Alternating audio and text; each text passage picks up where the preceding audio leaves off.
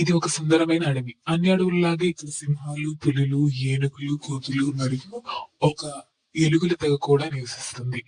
ఈ అడవికి ఈ ఎలుగుల తెగ ఎంతో ప్రత్యేకం. మన ఈ కథ కూడా ఈ ఎలుగు తెగ గురించి. ఈ రోజు ఆ తెగకు నాయకుడైన కెప్టెన్ అదిరాకి ఎంతో ముఖ్యమైన రోజు. ఎందుకంటే తన భార్య ప్రసవించే సమయం వచ్చింది. అదిరాకి ఇప్పటికీ నలుగురు ఆడపిల్లలు.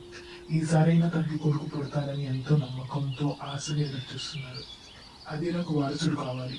తన తర్వాత వారసత్వం నిలపడానికి మరియు తెలుగు సరైన నాయకత్వం వహించడానికి. పదండి చూద్దాం ఏం జరుగుతుందో.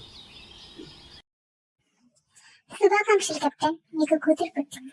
తను ఎంత అందంగా మరియు అన్నిటికన్నా భిన్నంగా ఉంది. ఈ రంగుతో ఎలుగులు పుట్టడం మన తెగలో ఇదే మొదటిసారి. తను అందరికన్నా ప్రత్యేకమైంది.